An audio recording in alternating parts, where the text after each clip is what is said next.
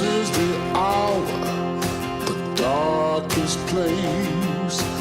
Dante's Inferno, the devil's maze. It's a good world, good world going bad.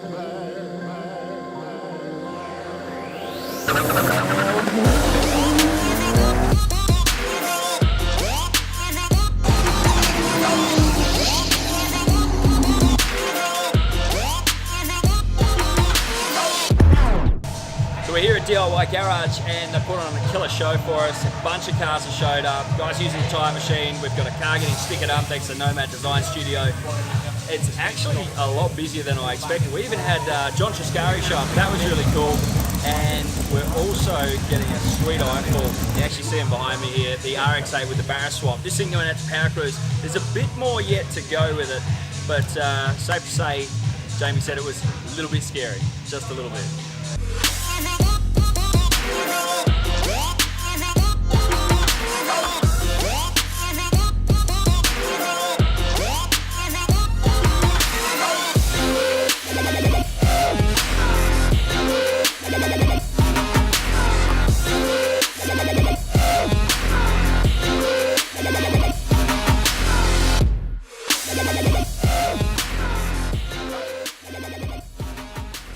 Here at DIY Garage with Jamie Ayres, owner-operator. You've been here at this shop for about 12 months now, but you've been in business for about 2.5 years, haven't you? You're over the other side of Malaga. Yep, that's correct. Yeah, we've been operating in this new shop, the final, the place will be. For the last 12 months, it's got 6 hoists in here now. It's a much larger operation.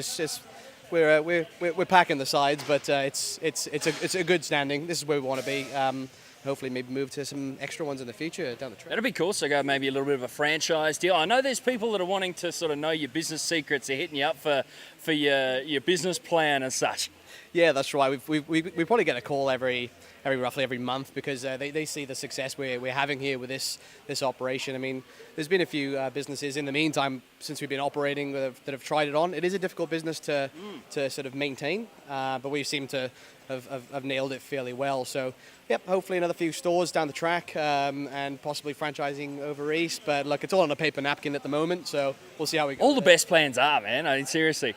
Now, we had a bit of a cool, bit of a social get-together car show this morning. We had everything from, I think it was a 38 Ford Ute with a supercharger here. We had a 351 GT XW. That was cool. The Ute was absolutely brilliant. Couple of hot HSVs, but man, some of the Jap stuff here, the GTR that was out the front, that was awesome. Zilla, yeah, that was right. I mean, ultimately, you know, we try to cater for everyone here. It's very sort of open house policy. You know, the meet here today was just a nice, quiet get-together, really. It wasn't anything crazy. It's just to sort of introduce people, especially since we've only been here 12 months. It's nice to, you know, show people that haven't come yet or haven't had an excuse to come yet to come and say hello and just chill out with us, really. And that's what we're all about, a bit more of a community feel. So you got the... Do you mind? I didn't realise he had a mic in his face. Hi, Worrell. Jamie Worrell, or rather the back of Jamie Worrell's head. That's a camera? Yes, it's going to the outtakes reel. So we're actually perched underneath the RX-8. Now this is not your average RX-8s because let's face it, out of the factory they had a subpar motor that didn't last too long, had an absolutely killer chassis by all accounts, but terrible fuel economy really sort of crippled the sales for this machine. And you've decided to sort of take it and move it to the very next level, haven't you? By using some good Aussie engineering. Absolutely. Well, we chose probably one of the best 6-cylinders on the market, arguably, is the Barras. Basically, we chose a chassis really that was sort of obviously well built and just something out of the norm. I mean, obviously the normal sort of drift car spec vehicles are your Silvias and your Skylines and all that sort of thing. But yeah, this time around we chose something just a little bit different, and instead of putting the usual LS in it. Well, that's the thing. I mean, the flavour of the month, or the flavour of the last decade almost, in drifting has been to throw that American V8 in there, and we argue about their reliability, the ability to make power, and the cost and the effectiveness of it. But we've found that the Barras is really getting its own following. I mean, Haltech came out with that absolutely killer little Fast and the Furious skit that they were doing their plug and play and their elite system ECUs. That thing was killer. But you have gone and you've slotted one of these 4.6s in here, and it's making some decent power, over 500. Yeah, just as a bit of a run-in, really. We're running 16 pounds at the moment. She makes a nice 930 newton meters at 3,300, so it's a really good starting point, at least for me and maybe some of the boys to learn to drift in it.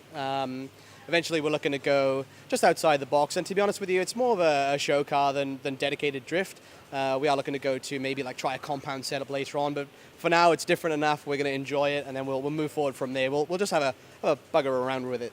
You were saying that this obviously is not where it's going to wind up, but there's still more to happen to it. Some suspension woes sort of had things a little bit interesting at the recent Power Cruise event. Yeah, that's right. So basically, the long and short of it is I just ran out of a little bit of money.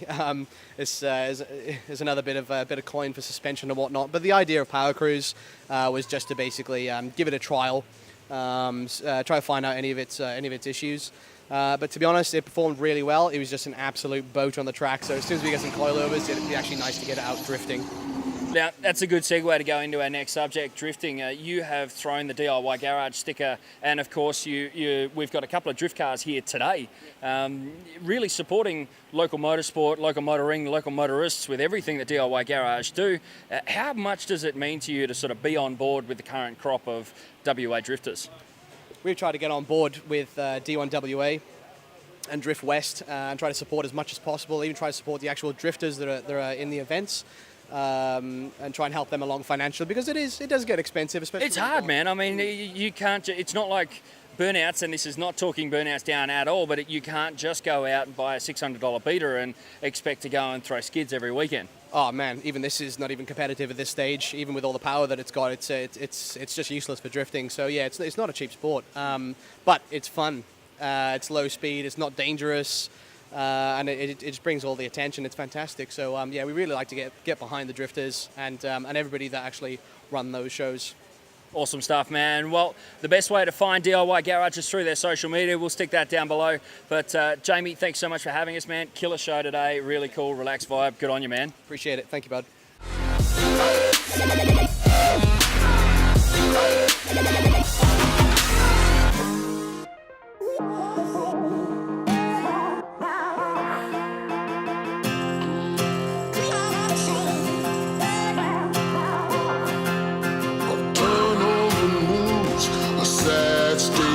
Affairs. Half the people die while the rest of us are splitting hairs. It's a good world.